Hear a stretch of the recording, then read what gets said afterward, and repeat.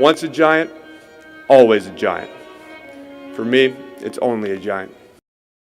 What's going on YouTube? Diggy546. Definitely hit that subscribe button if you're new. Like the video if you like the video. And I won't tell if you click that bell. So I didn't even know that this podcast existed. The All Things Covered podcast with Patrick Peterson and Brian McFadden.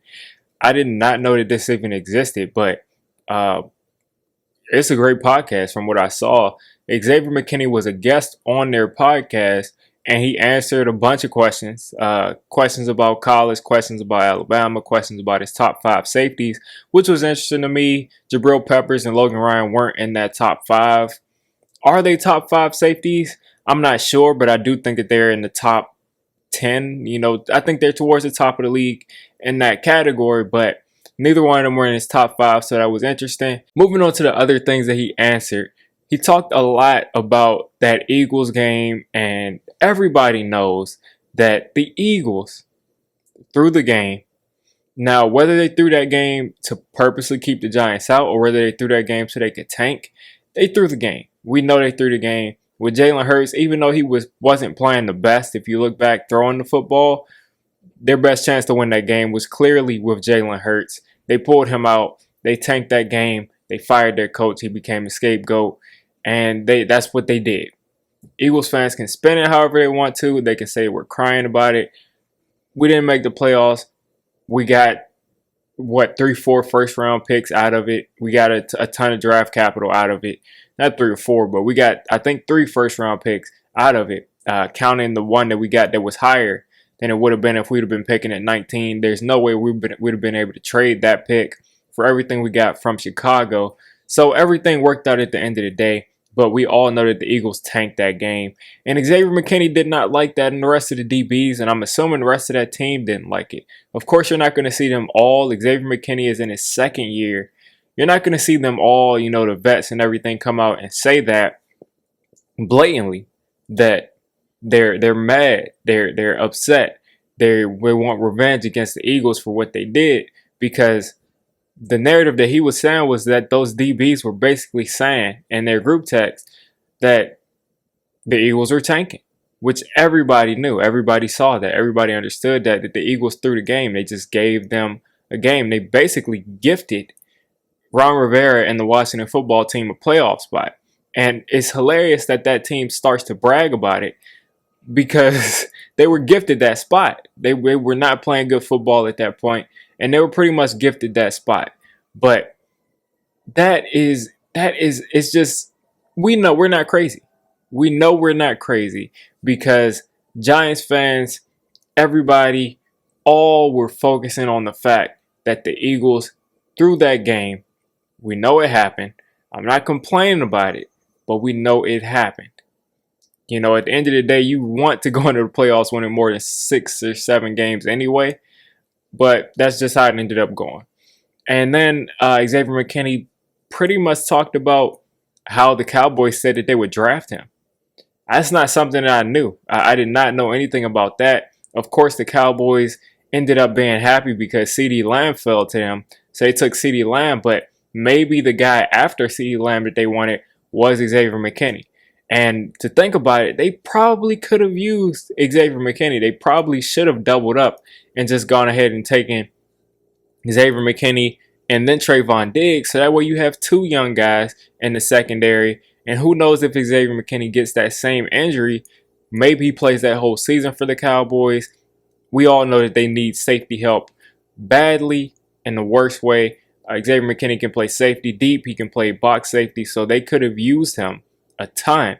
But instead they went out and added CeeDee Lamb. So we'll see how that works out in the long term for them. But I'm glad that we got Xavier McKinney. So they promised that if he was there, that they would take him. They ended up not taking him because CeeDee Lamb fell there. So he fell all the way to us in the 2nd round to the Giants.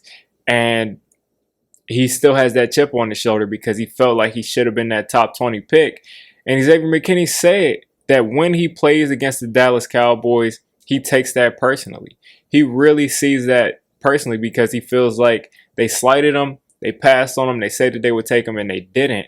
And that's somebody that you want playing football for the Giants because he has a personal vendetta against now two of our division rivals. A lot of these players, they're all friends with everybody in the league, and it's to be expected. But a lot of times they don't really have that same vitriol, at least on the Giants personally. I know Brandon Jacobs hated the Cowboys. Everybody knows that Brandon Jacobs hated the Cowboys. These players back in the day, even like 10 years ago, 15 years ago, used to hate their rival teams. Now it seems like everybody's really friends. But Xavier McKinney has that personal grudge against the Cowboys. The team, we can kind of tell from Xavier McKinney's tone and from common sense too, that they took that Eagles game personally. So I cannot wait to play against the Eagles and to play against the Cowboys and just see how Xavier McKinney plays against the Cowboys and to see the energy that the team comes out with against the Eagles. Now we have a lot of new players, but that defense, that secondary is pretty similar. Adore Jackson is new, but the rest of those guys are similar. Blake Martinez is there. Leonard Williams is there. Most of those guys are still there. And then I think, can't remember, I don't think Azeez Ojulari was a Giants fan, but I'm trying to remember if we drafted someone that was a Giants fan. If so, then they'll probably take that personal too. But other than that, these players are locked in, and I just like to just see just some competitiveness. I really like to see some competitiveness and players that really don't like that other team. I mean, I'm not saying that they can't be friends with them off the field, but players, when they step on that field, they see that Eagles logo or they see that Eagles logo on their helmet, they take that personal and they really feel like, I got to take that dude's head off because he's the enemy. That's what I want to see on the field. That's the kind of energy that I want to see always. And kind of transitioning to the next part of what they talked about in that Xavier McKinney interview was Daniel Jones. First off, can we please go 2 weeks in the media without just mentioning Daniel Jones and then just saying the same thing? Yeah, we know. They added people. They added people. This is his third year. This is his time to step up and be the guy. But can we not bring this up in media? And I don't know what Patrick Peterson and McFadden have talked about on their podcast. They probably haven't talked about DJ because it's more of an NFL podcast and they're talking about other players.